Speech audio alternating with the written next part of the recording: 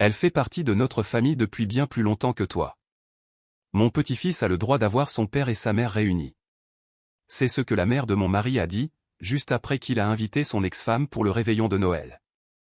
Je n'ai pas cherché à débattre. Je suis simplement restée silencieuse et j'ai quitté la maison. 30 minutes plus tard, on a sonné à la porte. Quand la porte s'est ouverte, son visage a blêmi. Je me souviens exactement de la façon dont le jus de la dinde au marron glissait au fond du plat en porcelaine, lent et brillant, comme s'il essayait de s'échapper de la table. C'est le genre de détail infime et insignifiant auquel votre esprit s'accroche quand quelque chose de beaucoup plus grand est en train de se briser juste sous la surface. C'était fin décembre dans la région lyonnaise, ce genre de froid humide qui vous glace jusqu'aux os. Et la maison de ses parents, sentait la volaille rôtie, les épices et autre chose que je n'arrivais plus tout à fait à identifier. C'était peut-être la distance. Ou peut-être la prise de conscience silencieuse que j'avais déjà perdu la place qui, je le croyais, m'appartenait. Cela faisait 3 ans que nous étions mariés, Julien et moi. Et pendant la majeure partie de ce temps, nous avions vécu chez ses parents, dans ce que tout le monde aimait appeler un arrangement temporaire. Bien que le provisoire ait tendance à s'éterniser quand cela arrange ceux qui en profitent. Après que l'entreprise de Julien a commencé à stagner et que les loyers au centre de Lyon n'ont cessé de grimper, sa mère nous avait proposé le rez-de-jardin aménagé de leur grande maison à Écully, 2 pièces, une petite salle de bain, et une kitchenette qui faisait plus de bruit qu'elle ne fonctionnait. Et j'avais dit oui, parce que c'est ce qu'on fait quand on essaie de construire quelque chose avec quelqu'un. On fait des compromis. On s'adapte. On croit que cela mènera à des jours meilleurs. Je payais discrètement plus de la moitié de nos dépenses sans jamais en faire un drame, car j'avais un emploi stable en tant que gestionnaire de compte dans une mutuelle régionale. Et Julien, eh bien, Julien avait des idées. Il avait toujours des idées. Une nouvelle application, un projet de consulting, un ami qui avait juste besoin d'un petit financement. Et je l'avais soutenu à chaque fois, pas aveuglément, mais avec l'optimisme prudent de quelqu'un qui croit que les efforts finissent toujours par payer. Ses parents voyaient les choses autrement. Pour eux, j'étais pratique, certes, mais aussi temporaire. Utile, peut-être, mais pas indispensable. Son ex-femme, Céline, en revanche, représentait une histoire commune. Le genre d'histoire qui s'enracine et refuse d'être arrachée. Elle et Julien avaient divorcé 5 ans avant que je ne le rencontre, et ils avaient un fils ensemble, Lucas, qui avait maintenant 10 ans et était en CM2. Un garçon discret aux yeux observateurs, du genre à comprendre bien plus de choses qu'on ne voulait bien lui accorder. Céline vivait de l'autre côté de l'agglomération, à Villeurbanne, et de la vie générale, c'était une femme bien. Nous n'étions pas ennemis. Pas exactement. Nous étions 2 femmes gravitant autour du même centre de gravité, prenant soin de ne pas entrer en collision, mais sans jamais être totalement à l'aise dans le même espace. Jusqu'à ce soir-là. Tu lui as dit, a demandé la mère de Julien en posant un plat avec un peu trop de force. Je me souviens d'avoir levé les yeux, ma fourchette à mi-chemin de ma bouche, surprenant le regard qu'ils venaient d'échanger. Un regard bref, habituel, et déjà terminé avant même que je ne puisse le déchiffrer. Julien s'est raclé la gorge, comme il le faisait toujours lorsqu'il s'apprêtait à adoucir une vérité blessante. J'ai invité Céline à se joindre à nous pour le réveillon, a-t-il dit d'un ton bien trop désinvolte, comme s'il parlait de la météo ou d'un match de foot. Pour Lucas, c'est ce qu'il y a de plus logique. L'atmosphère de la pièce a changé, pas physiquement, mais de cette manière subtile où l'air devient soudainement plus lourd. Je l'ai senti peser sur ma poitrine, lentement et délibérément. J'ai attendu 1 seconde, 2, peut-être 3, la suite de la phrase. L'explication qui m'inclurait dans cette décision, qui reconnaîtrait que c'était aussi chez moi, même si c'était techniquement la maison de ses parents. Elle n'est jamais venue. Sa mère a souri, une petite courbe satisfaite sur les lèvres. C'est la bonne chose à faire, a-t-elle ajouté. Lucas ne devrait pas avoir à choisir entre ses parents un soir de fête. J'ai reposé ma fourchette avec soin, l'alignant parfaitement avec le bord de mon assiette, car garder le contrôle, même sur un détail aussi infime, me semblait vital à cet instant. Tu aurais pu m'en parler, ai-je dit, ma voix calme, presque détachée, ce qui m'a moi-même surprise. Julien a haussé les épaules, pas de manière méprisante, mais sans la moindre excuse non plus. On te le dit maintenant, a-t-il répondu. Ce n'est pas grave. Pas grave. J'ai jeté un coup d'œil à la table. Son père, silencieux comme toujours, concentré sur son assiette. Sa mère, sereine et pleine de certitude. Julien, déjà détendu, passant à autre chose comme si le problème s'était résolu de lui-même. Et puis il y avait moi, réalisant soudain que j'étais la seule à ne pas avoir consenti à une chose qui était déjà actée. Elle fait partie de notre famille depuis bien plus longtemps que toi, a alors lâché sa mère, sans cruauté apparente, mais sur un ton purement factuel, comme si elle énonçait une vérité générale. Mon petit-fils mérite d'avoir son père et sa mère dans la même pièce pour une soirée. Julien a hoché la tête presque par réflexe. C'est juste le repas de Noël, a-t-il ajouté. N'en fait pas toute une histoire. Mais c'en était déjà une. Je l'ai regardé, vraiment regardé cette fois, et j'ai cherché l'homme que j'avais épousé derrière l'assurance désinvolte de son expression. Celui qui me demandait mon avis avant de prendre des décisions qui nous concernaient tous les deux. Il était là, techniquement, mais enfoui sous autre chose. Un alignement silencieux avec les gens qui le connaissaient depuis plus longtemps, qui définissait la notion de famille d'une manière qui ne m'incluait pas vraiment. Je n'en fais pas une histoire, ai-je dit. Et j'ai réalisé, au moment où les mots franchissaient mes lèvres, qu'il était sincère. Je n'haussais pas le ton, je ne me disputais pas, je n'exigeais pas que les choses se passent autrement. Je prenais simplement acte de la situation. Céline est arrivée 1 heure plus tard, pile à l'heure, vêtue d'un pull gris doux et d'un jean. Ses cheveux étaient attachés en une queue de cheval lâche qui la rajeunissait par rapport à mes souvenirs. Lucas a couru vers la porte avant que quiconque ne puisse l'atteindre. Son excitation était authentique, sans arrière-pensée. Il a serré sa mère dans ses bras, puis son père, puis a regardé autour de lui comme pour s'assurer que tout le monde était bien à sa place. « Bonsoir », m'a dit Céline, polie et prudente. « Joyeux Noël !»« Joyeux Noël », ai-je répondu, adoptant le même ton. Nous avons fait ce qu'il fallait faire, servir les plats, passer les assiettes, faire la conversation sur le travail, l'école, les bouchons dans le tunnel sous Fourvière. Tout semblait normal en apparence, mais tout était légèrement décalé sous la surface. Céline et Julien discutaient facilement, sans flirter, mais avec une familiarité qui n'avait pas besoin d'être reconstruite. Ils riaient de petites choses, échangeaient des regards complices pendant que Lucas racontait ses histoires, et à chaque fois, je sentais quelque chose bouger en moi. Pas de façon dramatique, mais constante, comme des fondations qui s'affaissent là où elles ne devraient pas. Sa mère les observait avec une satisfaction évidente qu'elle ne prenait même pas la peine de cacher. À un moment, alors que je me tenais près du plan de travail pour remplir les verres d'eau, j'ai croisé mon reflet dans la vitre assombrie par la nuit, mon visage était impassible, mes yeux clairs, ma posture droite. Et je me suis demandé, pas pour la première fois, comment quelqu'un pouvait être aussi présent dans une pièce et se sentir pourtant totalement inutile. « Tu es bien silencieuse ce soir », a remarqué Julien plus tard, adossé à l'encadrement de la porte, un verre de vin à la main. « J'écoute », ai-je répondu.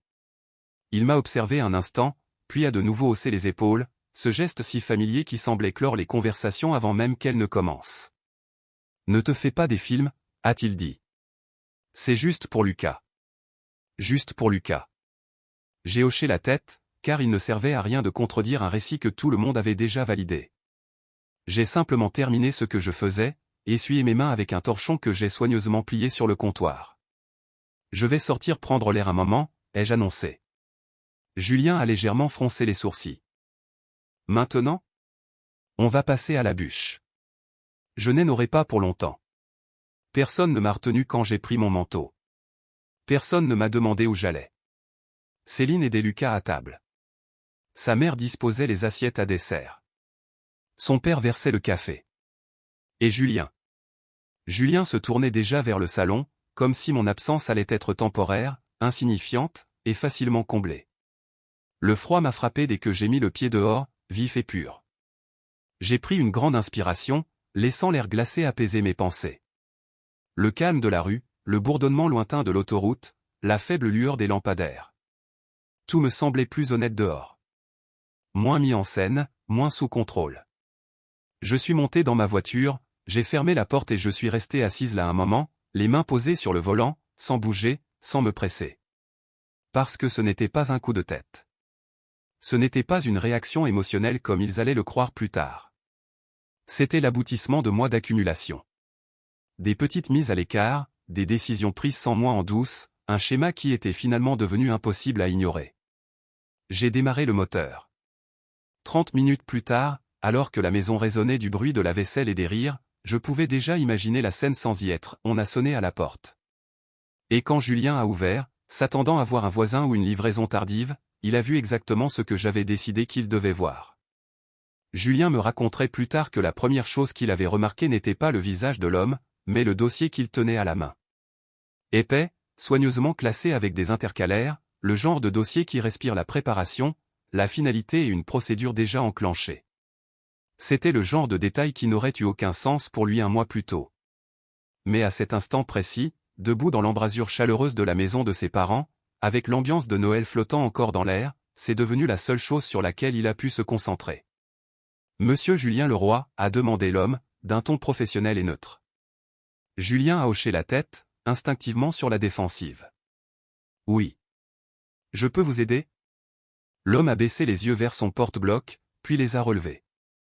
Je suis commissaire de justice. Je vous signifie cet acte, a-t-il dit simplement en tendant les documents. Derrière Julien, la vie de la maison continuait comme si de rien n'était. Les couverts tintaient. Quelqu'un riait à sa mère, probablement, et la voix de Lucas résonnait faiblement depuis la salle à manger. Pendant une fraction de seconde, Julien n'a pas bougé, comme si les mots avaient besoin de temps pour se réarranger en quelque chose de moins lourd de sens. Signifié, a-t-il répété, plus lentement cette fois. C'est une assignation en divorce, a précisé l'huissier, déplaçant déjà son poids d'une jambe à l'autre comme pour se préparer à partir. Vous trouverez toutes les modalités à l'intérieur. Vous avez un délai légal pour constituer avocat. Julien a pris le dossier presque machinalement, ses doigts se resserrant sur les bords à mesure qu'il en réalisait le poids. Attendez, a-t-il dit en faisant un pas en avant. Il doit y avoir une erreur.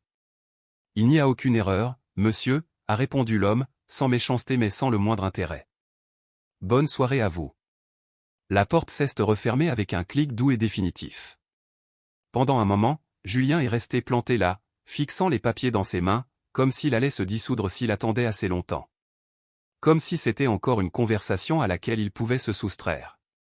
Puis il s'est retourné lentement, la chaleur de la maison lui semblant soudain trop étouffante, trop lumineuse, trop normale par rapport à ce qui venait de se produire. C'était qui? A crié sa mère depuis la salle à manger. Julien n'a pas répondu tout de suite. Il est revenu dans la pièce, le dossier toujours fermé à la main, son expression passant de l'incompréhension à quelque chose de plus vif, de plus troublé. Céline l'a remarqué la première, elle avait toujours été observatrice et ses yeux l'ont suivi jusqu'à ce qu'il s'arrête au bout de la table. Qu'est ce qu'il y a? A-t-elle demandé doucement. Julien a posé le dossier sur la table, le bruit semblant bien plus sourd qu'il n'aurait dû l'être. C'est de sa part, a-t-il dit, sans même avoir besoin de prononcer mon nom. Sa mère a froncé les sourcils, l'agacement traversant son visage. De la part de qui? De ma femme, a articulé Julien, sa voix vacillant légèrement cette fois. Un silence total s'est abattu sur la pièce. Pas un silence bruyant ou dramatique, mais un silence immédiat et absolu. Même Lucas s'est arrêté, sa cuillère à mi-chemin de la bouche, regardant les adultes avec cette intuition enfantine qui capte instantanément que quelque chose vient de basculer. Julien a ouvert le dossier et a commencé à feuilleter les premières pages avec une urgence croissante. Le jargon juridique était précis, structuré, décrivant des conditions qui avaient manifestement été mûrement réfléchies bien avant cette soirée. Dissolution du mariage, séparation des biens, requête de divulgation de patrimoine. Tout était exposé d'une manière qui ne laissait aucune place à l'improvisation. Qu'est ce que c'est que ça? A exigé sa mère, reculant légèrement sa chaise. À quoi est-ce qu'elle joue? Julien n'a pas répondu tout de suite. Il lisait, maintenant. Il lisait vraiment. Et à chaque ligne, son visage se transformait. D'abord l'incompréhension, puis l'incrédulité, et enfin quelque chose qui ressemblait à de la lucidité, bien que ce ne fût pas celle qu'il aurait souhaité. Elle a lancé la procédure la semaine dernière, a-t-il lâché lentement. Tout est déjà en cours. La semaine dernière, a répété sa mère, la voix montant dans les aigus. Et tu ne l'apprends que maintenant? Je ne savais rien, a rétorqué Julien, plus sèchement qu'il ne l'aurait voulu. Céline s'est penchée un peu en avant, les sourcils froncés. Qu'est ce que ça dit? A-t-elle demandé. Julien a hésité, a poussé un soupir, puis a tourné la page vers une autre section. Elle demande une déclaration complète du patrimoine, a-t-il lu. Les comptes bancaires, les investissements, les dettes. Tout. C'est la procédure standard, a dit Céline calmement, même si ses yeux scrutaient les siens, cherchant à en savoir plus. Julien a hoché la tête, mais il y avait maintenant une tension dans ses épaules, une raideur qui n'était pas là auparavant. Ouais, a-t-il dit. Mais elle a listé des actifs dont je ne soupçonnais même pas l'existence.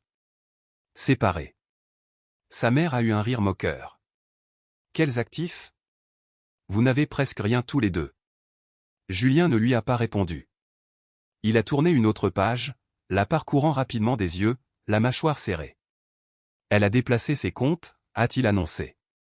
Elle a clôturé le compte joint, transféré son livret A. Il y a une note ici concernant ses propres placements financiers. Ses propres placements, a répété sa mère, incrédule. Depuis quand a-t-elle des placements à elle? Vous êtes mariés. Julien a levé les yeux vers elle à ce moment-là, et pour la première fois de la soirée, il y avait comme un doute dans son regard. Pas seulement vis-à-vis de la situation, mais concernant toutes les certitudes sur lesquelles il s'était reposé. C'est toujours elle qui a géré l'administratif, a-t-il dit lentement. Le loyer, les factures d'électricité, les assurances. Je lui faisais simplement confiance pour gérer tout ça. Céline s'est adossée à sa chaise, son expression devenant plus calculée, plus prudente. Ça veut dire qu'elle sait exactement où se trouve le moindre centime, a-t-elle constaté. Et qu'elle a tout mis en ordre avant de déposer sa requête. L'implication de ces mots a pesé lourdement dans la pièce. Elle avait tout planifié, a réalisé Julien, le choc le frappant de plein fouet. Sa mère a secoué la tête avec mépris, presque offensée. Planifier quoi? Partir comme une voleuse pendant un repas de fête? Ne sois pas ridicule. Elle fait une crise, c'est tout. Julien n'a pas débattu, mais il n'a pas acquiescé non plus. Il continuait de feuilleter les documents, plus lentement maintenant, avec plus de précaution, comme si chaque page risquait de lui révéler une nouvelle faille. Elle ne réclame pas la maison, a-t-il dit après un moment. Sa mère s'est redressée, sur la défensive. Évidemment qu'elle ne la réclame pas. Elle ne lui appartient pas, elle ne réclame rien de moi non plus, a précisé Julien. Tout est scindé. Parfait, a conclu sa mère rapidement. C'est très simple alors. Tu vas lui parler. Tu lui expliques que tout cela est un malentendu, et elle annulera la procédure. Julien est resté muet. Au lieu de cela, il a tourné la dernière page, où ma signature trônait, claire, ferme, indéniable. Et juste en dessous, la date, la semaine dernière. Pendant qu'il travaillait sur sa toute dernière idée, pendant que nous partagions nos repas, nos conversations, notre routine qui semblait maintenant étrangement artificielle, j'avais déjà franchi la première étape légale pour le quitter. Elle ne m'en a même pas parlé, a-t-il murmuré, s'adressant plus à lui-même qu'aux autres. Céline l'a observé un instant, puis a choisi ses mots avec soin. Peut-être qu'elle avait l'impression de ne pas pouvoir le faire, a-t-elle suggéré. Sa mère a poussé un nouveau soupir exaspéré. Oh, je vous en prie. Elle fait du théâtre. Tu invites ton ex-femme pour le bien de ton fils, et soudain elle demande le divorce? Ça n'a aucun sens. Julien a refermé le dossier, le bruit sec résonnant comme une sentence. Ce n'est pas juste à cause de ce soir, a-t-il dit d'une voix plus grave. C'est à cause de tout le reste. Ce qui lui a valu un regard noir de sa mère. Tout le reste, a-t-elle répété. De quoi a-t-elle manqué au juste, Julien? D'un toit au-dessus de sa tête? D'une famille qui l'accueille? Qu'est-ce ce qu'elle attend de plus? Julien a ouvert la bouche pour répondre, puis l'a refermée. Parce que la réponse, maintenant qu'il était forcé d'y réfléchir, n'était pas aussi simple que sa mère le souhaitait. Céline s'est levée, se dirigeant vers l'évier avec une efficacité silencieuse, accordant de l'espace à l'instant sans quitter la pièce pour autant. Lucas avait repris sa part de bûche, même si ses gestes étaient devenus plus lents, plus hésitants. Tu vas l'appeler, a demandé Céline par-dessus son épaule. Julien a baissé les yeux vers son téléphone, toujours posé sur la table, intact depuis qu'il était rentré. Il l'a pris. L'écran s'est allumé instantanément. Aucun appel en absence, aucun message, rien qui ne suggère la moindre urgence de ma part. Et c'est cela, plus que tout le reste, qui l'a déstabilisé. Il a quand même composé mon numéro. Ça a sonné une fois. 2 fois. 3 fois. Pas de réponse. Il a réessayé, directement sur la messagerie vocale. Julien a lentement abaissé le téléphone, le silence à l'autre bout de la ligne criant plus fort que n'importe quelle dispute que nous avions jamais eue. Elle ne répond pas, a-t-il lâché. Sa mère a balayé l'information d'un revers de main. Laisse-la se calmer, a-t-elle dit. Elle reviendra une fois qu'elle aura compris qu'elle a fait une erreur. Mais Julien n'était plus si sûr. Parce que, pour la première fois depuis que la porte s'était ouverte, depuis qu'on lui avait remis ce dossier entre les mains, il commençait à comprendre quelque chose qu'il avait ignoré pendant bien trop longtemps. Je n'avais pas réagi. Je n'avais pas crié. Je n'étais même pas resté. J'avais simplement agi. Et ça changeait absolument tout. Je n'ai pas répondu aux appels de Julien cette nuit-là, ni le lendemain matin, ni le jour d'après. Pas par méchanceté, pas pour le punir par le silence, mais parce que j'avais déjà dit tout ce qui comptait dans le seul langage qu'il n'avait jamais pris au sérieux, l'action. Dans notre mariage, il avait toujours été facile de balayer les mots, de les adoucir, de les reformuler jusqu'à ce qu'ils n'exigent plus aucun changement. La paperasse juridique, en revanche, ne se négocie pas. Une fois déposée, la machine avance, que vous soyez prêt ou non. J'ai pris une chambre dans un appart-hôtel près de la Pardieu. Le genre d'endroit qui propose des tarifs hebdomadaires, une petite kitchenette, et juste assez de recul pour pouvoir penser clairement. J'ai déballé mes affaires essentielles, posé mon ordinateur sur le bureau et ouvert le dossier numérique que je construisais depuis des semaines. Relevé bancaire, contrat d'assurance, avis d'imposition. L'historique silencieux d'une vie que j'avais gérée d'une main de maître, pendant que tout le monde supposait qu'elle tournait toute seule. Il est troublant de réaliser à quel point vos contributions ont été invisibles jusqu'à ce que vous cessiez de les fournir. La lumière s'allume toujours, les factures continuent d'être payées pendant un certain temps, puis, peu à peu, le système commence à révéler ses failles. Je n'avais rien caché, pas vraiment. J'avais simplement organisé les choses. J'avais séparé ce qui m'appartenait, fermé ce qui était en commun, et fait en sorte qu'au moment de partir, je ne prenne pas plus que ma part, sans pour autant abandonner ce que j'avais construit. Le lundi matin, je suis allé au travail comme d'habitude. Mes bureaux, dans le quartier de Vèze, étaient calmes et familiers. C'était un endroit où mon identité se définissait par ma compétence plutôt que par mes relations. Ma collègue, Sophie, a remarqué le changement immédiatement. Elle le remarquait toujours, mais elle n'a pas posé de questions. Elle a simplement posé un café sur mon bureau et a dit « Tu as l'air d'avoir pris une décision », avec ce ton doux et complice qui lui était propre. « C'est le cas », ai-je répondu. « Alors, quoi qu'il arrive ensuite, a-t-elle ajouté, tu sauras gérer. » J'ai hoché la tête, car ça, au moins, je pouvais le contrôler. Les messages de Julien se sont multipliés au fil de la journée. D'abord l'incompréhension, puis l'inquiétude, et enfin une urgence de plus en plus palpable. Il me demandait où j'étais, pourquoi je n'avais rien dit, ce que tout cela signifiait, et enfin, si nous pouvions parler. J'ai lu chaque message attentivement, sans me précipiter, sans réagir. Puis, à la fin de la journée, j'ai répondu par une seule phrase, « Nous ne communiquerons que par l'intermédiaire de nos avocats pour le moment. » Ce n'était pas cruel. Ce n'était pas dramatique. C'était simplement la marche à suivre. Quand je suis rentré à l'appart-hôtel ce soir-là, mon téléphone était redevenu silencieux. Du côté de la maison de ses parents, le silence avait pris une toute autre dimension. Julien avait passé la matinée à relire les documents, plus lentement cette fois, traçant chaque ligne, chaque clause, comme si la répétition pouvait dévoiler une erreur qu'il aurait manquée. Il n'y en avait aucune. La requête était propre, exhaustive et indéniablement intentionnelle. Il avait déjà appelé 2 avocats, l'un recommandé par un ami, l'autre trouvé sur Internet. Et les 2 lui avaient dit la même chose, avec des mots légèrement différents. Elle a préparé son coup, lui avait dit le premier. Vous devez vous préparer vous aussi. Le mot était resté en suspens. Comment ça, préparer son coup, avait demandé sa mère lorsqu'il lui avait rapporté la conversation. Son ton était sur la défensive, presque vexé pour lui. Elle bosse à l'accueil d'une mutuelle, qu'est-ce ce qu'elle pourrait bien préparer? Elle ne bosse pas à l'accueil, avait corrigé Julien machinalement, tout en réalisant qu'il n'avait jamais vraiment expliqué mon poste à ses parents. Il avait été plus simple de les laisser croire à quelque chose de basique, de moins important.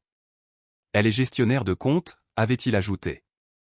Elle gère des clients professionnels, des portefeuilles de plusieurs millions d'euros. Sa mère avait balayé l'argument d'un geste. Ce n'est que de la paperasse. Julien n'avait pas insisté cette fois. Il s'était simplement replongé dans le dossier. Le second avocat avait été plus direct. Vous aviez un compte joint, avait-il demandé. Oui, avait répondu Julien. Elle l'a fermé. Évidemment, avait rétorqué l'avocat. Et vos cartes de crédit communes? Les réserves d'argent? Soldées la semaine dernière. Il y avait eu un blanc à l'autre bout du fil, le genre de silence qui indique qu'un professionnel est en train de recalculer ses options. Bon, voici la réalité, avait repris l'avocat. Elle a protégé ses arrières, sécurisé ses actifs, et attiré la première. Ça ne veut pas dire que vous êtes dans le pétrin, mais ça veut dire que vous avez un train de retard. Un train de retard. Julien était maintenant assis à la table de la cuisine, au même endroit où nous avions partagé d'innombrables moments banals, et tentait de cartographier une version de notre vie qui aurait un sens à la lumière de ce qu'il venait de découvrir. Le problème, c'est que la version dans laquelle il vivait ne correspondait pas du tout à celle documentée dans les papiers posés devant lui. Elle a fait changer la domiciliation de son salaire, a-t-il dit à sa mère, qui faisait les 100 pas, nerveuse et agitée. Le mois dernier. Comment a-t-elle pu faire ça sans que tu sois au courant, s'est-elle insurgée. Julien a levé les yeux vers elle, la vérité s'imprimant enfin sur son visage. Parce que ça n'a jamais été mon compte. C'était le sien. Je me contentais d'utiliser sa carte. Les mots ont frappé plus fort qu'il ne l'avait prévu.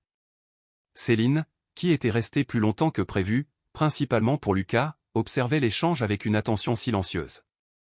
Elle avait toujours été pragmatique, terre à accent grave-terre, une qualité que Julien avait autrefois appréciée avant de la détester. Et cette stabilité rejaillissait aujourd'hui. Tu devrais écouter ton avocat, a-t-elle conseillé. Et peut-être essayer de comprendre pourquoi elle a fait ça, avant de décider de la façon dont tu vas contre-attaquer. Sa mère s'est retournée brusquement. Ah, alors maintenant tu prends son parti. Je ne prends aucun parti, a répondu Céline calmement. Je fais juste remarquer que les gens ne demandent généralement pas le divorce de cette façon, à moins d'y avoir réfléchi depuis très longtemps. Julien a soufflé longuement, se passant la main sur le visage. Elle ne m'a rien dit, a-t-il marmonné. Le regard de Céline s'est légèrement adouci. Tu en es sûr, a-t-elle demandé. La question est restée en suspens. Car en repensant non seulement au repas de Noël, mais aux semaines qui l'avaient précédé, Julien a commencé à remarquer des choses qu'il avait ignorées. Des petites remarques, des questions sur les factures EDF, une demande pour faire le point sur leurs finances qu'il avait balayées d'un revers de main. Un moment où elle s'était tenue dans l'encadrement de la porte, comme si elle attendait qu'il lui pose une question qu'il n'avait jamais formulée. Elle a essayé, a-t-il admis doucement. La prise de conscience n'était pas fracassante, mais d'une logique implacable. Sa mère a secoué la tête, incapable de remettre en question ses propres certitudes. Même si elle l'a fait, ça reste une réaction disproportionnée, a-t-elle insisté. Tu invites ton ex-femme une seule fois, et elle demande le divorce. Ce n'est pas raisonnable. Ce n'était pas une seule fois, a rétorqué Julien, d'une voix plus ferme. C'était un schéma répétitif. Les mots lui paraissaient étrangers, mais tout à fait exacts. Céline a hoché légèrement la tête, comme si cela confirmait ce qu'elle soupçonnait déjà. Qu'est-ce ce que tu vas faire, a-t-elle demandé. Julien a regardé le dossier, les lignes de texte nettes, la signature au bas de la dernière page. Et pour la première fois depuis l'arrivée de l'huissier, il a compris que ce n'était pas une situation dont il pourrait se sortir en baratinant. Je vais prendre un avocat et répondre, a-t-il dit correctement. Et elle, l'a pressé sa mère. Tu vas juste la laisser s'en aller comme ça? Julien a hésité, car la vérité, c'est que je n'étais pas simplement parti. Je m'étais retiré d'un système que je maintenais à flot toute seule. Et maintenant, privé de ce pilier, l'édifice commençait à s'effondrer d'une manière qu'aucun d'entre eux n'avait anticipée. Elle est déjà partie, a-t-il dit doucement. Et pour la première fois, le poids de cette réalité s'est fait sentir dans toute la pièce. Ni colère, ni panique. Juste autre chose, la lucidité. La première semaine après mon départ, il ne s'est rien passé de dramatique. Et c'est bien cela qui a le plus troublé Julien. Il s'attendait à des éclats de voix, des confrontations, des retombées émotionnelles auxquelles il pourrait répondre, négocier, canaliser. Au lieu de cela, il n'a eu droit qu'au silence et à un lent détricotage qui ne s'est fait remarquer que lorsqu'il était déjà bien entamé. Cela a commencé par un détail. La box internet s'est coupée. C'est son père qui s'en est aperçu le premier, tapotant le routeur en pestant contre l'opérateur. Mais quand Julien a vérifié le compte, il a découvert que l'abonnement avait été résilié à cette adresse et rouvert sous un autre nom, à une autre adresse de facturation. La mienne. C'est ridicule, a pesté sa mère. Appelle-les. Dis-leur que c'est une erreur. Ce n'est pas une erreur, a dit Julien, comprenant déjà ce qui se passait. Les contrats d'énergie ont suivi le même chemin.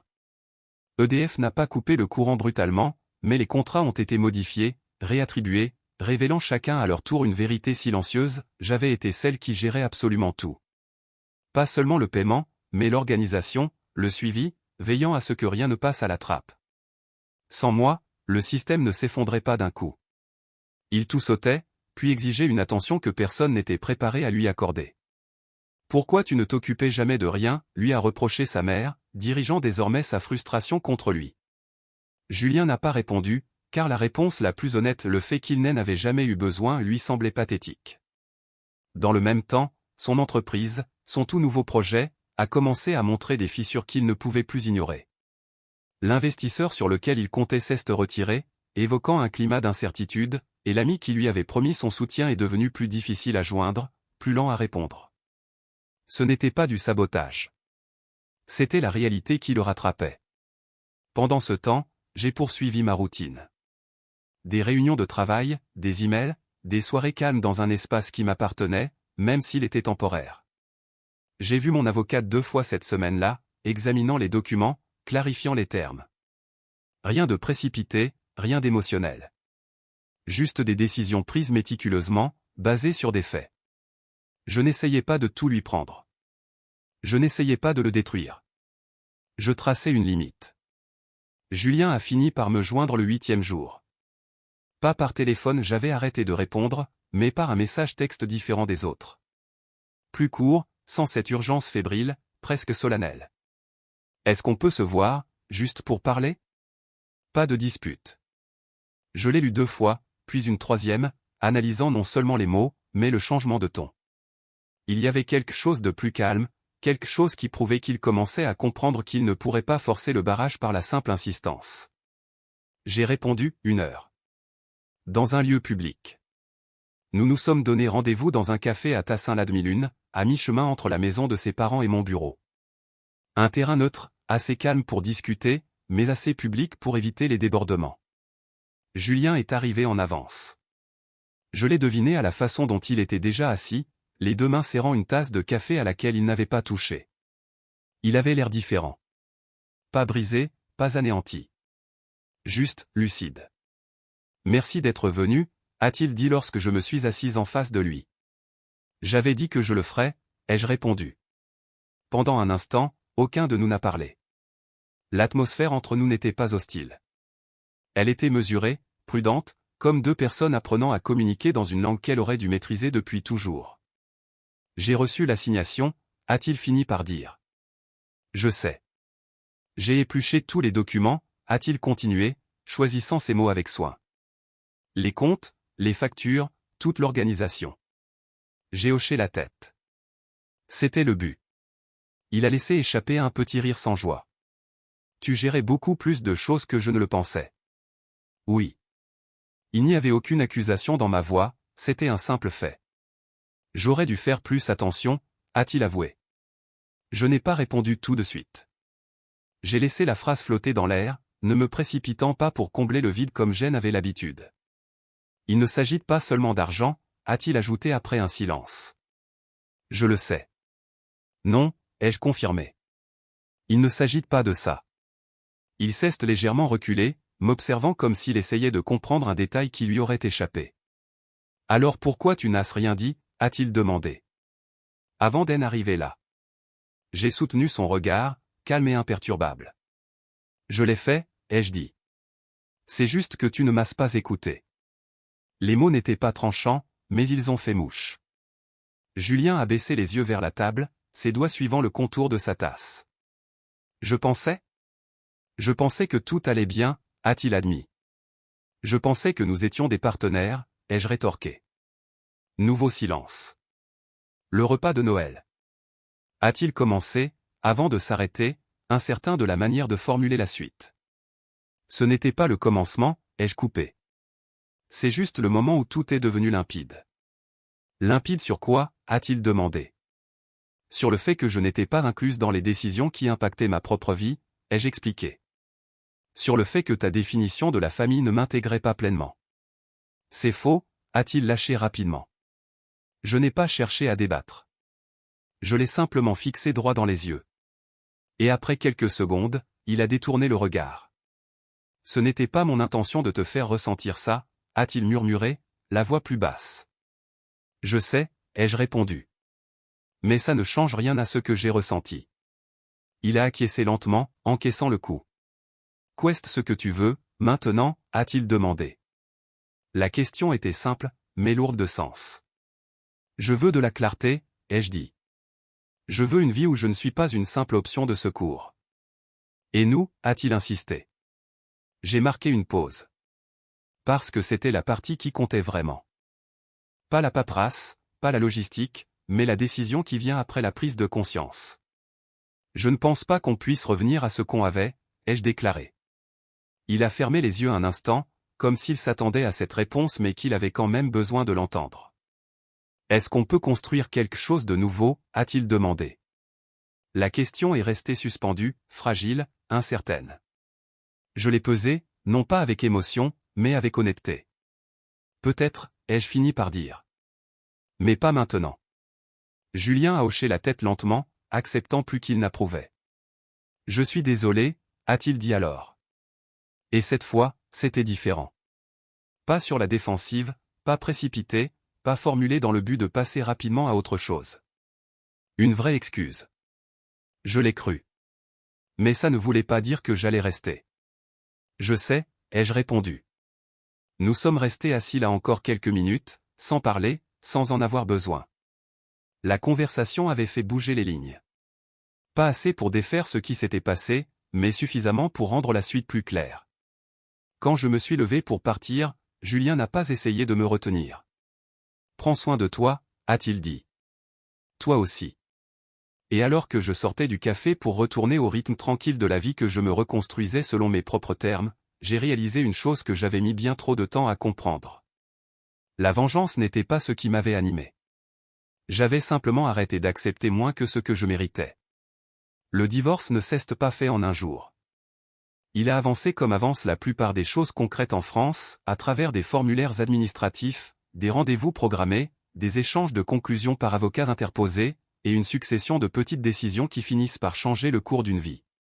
Les semaines sont devenues des mois, et durant ce laps de temps, la stupeur qui teintait le moindre de nos échanges a laissé place à quelque chose de plus stable. Pas du soulagement. Pas des regrets. Quelque chose de plus calme, de la clarté. Nous avions convenu très tôt de garder des rapports cordiaux. Pas pour sauver les apparences, ni par commodité, mais parce qu'il y avait un enfant au milieu de tout ça, et que les enfants retiennent bien plus de choses que les adultes ne le pensent. Lucas n'avait pas besoin d'être témoin de notre amertume pour comprendre que les adultes font des choix. Il avait besoin de voir que ces choix pouvaient être assumés avec retenue, avec dignité, même quand ils faisaient mal. Julien et moi ne nous croisions que lorsque c'était nécessaire, souvent dans des cabinets d'avocats qui sentaient vaguement le papier imprimé et le café filtre, où nos conversations ne dépassaient pas le cadre strict des accords et des clauses. Et pourtant, il y avait parfois de brefs instants, sans garde, où l'armure se fissurait pour laisser transparaître un peu plus d'humanité. Je n'avais pas réalisé à quel point tu portais tout sur tes épaules, m'a-t-il dit un jour, sans me regarder, les yeux rivés sur le document posé devant lui. Je n'avais pas réalisé à quel point tu ne remarquais rien, lui ai-je répondu. Sans agressivité, juste avec franchise. Il a hoché la tête, l'acceptant d'une façon dont il aurait été incapable auparavant. Ses parents, en revanche, ont mis plus de temps à s'y faire. Au début, il y a eu de la résistance, des critiques étouffées, et quelques tentatives pour réécrire l'histoire d'une manière qui les arrangeait. Je m'y attendais. Ce que je n'avais pas prévu, c'est le revirement progressif qui a suivi. Subtil, mais réel. Cela a commencé par un petit détail. Un message de sa mère. Pas d'excuses, du moins pas au début. Juste une question concernant une attestation de la sécurité sociale qu'elle ne comprenait pas, envoyée sur ma boîte mail au lieu de celle de Julien. J'ai fixé l'écran un moment, comprenant l'importance du geste. Pas pour le contenu, mais pour la démarche elle-même. Elle venait vers moi, non pas par obligation, mais parce qu'elle avait fini par admettre, à contre-cœur, que je maîtrisais des choses qui la dépassaient. Je lui ai répondu brièvement, de manière professionnelle, en lui expliquant la démarche à suivre. Je n'ai eu aucune réponse immédiate. Puis, quelques heures plus tard, une ligne unique, je vous remercie. Ce n'était pas une réconciliation. Mais c'était un début de quelque chose. Céline, à sa façon, avait déjà retrouvé sa place. Non pas comme une remplaçante, ni comme le fantôme d'un passé révolu, mais comme ce qu'elle avait toujours été, la mère de Lucas. Nos interactions restaient polies, respectueuses, ancrées dans la certitude commune qu'aucune de nous n'avait besoin de se battre pour un rôle qui avait déjà été défini. Un après-midi, alors que nous attendions devant l'école primaire à l'heure de la sortie, elle s'est tournée vers moi et m'a dit « Je ne voulais pas que ça aille aussi loin. » « Je sais », ai-je répondu. « Je voulais juste qu'il passe un réveillon normal », a-t-elle ajouté. Moi aussi. Elle m'a regardé, m'a vraiment regardé, puis a hoché la tête lentement, comme si les planètes s'étaient enfin alignées. « Prends soin de toi », m'a-t-elle glissé. « Toi aussi. » Et cela m'a suffi. La procédure légale s'est achevée sans drame. Le patrimoine a été partagé équitablement. Les comptes ont été soldés ou transférés, et le jugement définitif a été signé dans un bureau silencieux, un mardi matin qui ne se distinguait d'aucun autre. Il n'y a eu aucun moment de triomphe, aucun sentiment de victoire. Juste le constat apaisé que quelque chose s'était terminé, et qu'autre chose avait déjà commencé. Julien et moi nous sommes parlé une dernière fois une fois tout officialisé. Pas pour ressasser le passé, ni pour renégocier ce qui était acté. Juste pour boucler la boucle. Je crois que je comprends, maintenant, a-t-il dit, debout face à moi sur le parking du tribunal. Pas tout, mais suffisamment. C'est déjà plus qu'avant, ai-je souligné. Il a esquissé un sourire teinté de regret. Ouais, c'est vrai. Il y a eu un blanc. Puis il a ajouté, j'espère que tu trouveras ce que tu cherches. J'y ai réfléchi un instant. C'est déjà fait, lui ai-je dit. Il a hoché la tête, acceptant la réponse. Et pour la première fois depuis notre rencontre, il n'y a eu aucune tentative de forcer le destin, aucun effort pour s'accrocher à quelque chose qui n'existait plus. Nous nous sommes quittés là. Sans colère, sans promesse. Juste avec une compréhension mutuelle. La vie, comme toujours, a repris son cours. J'ai trouvé un petit appartement plus près de mon bureau, à Vèze.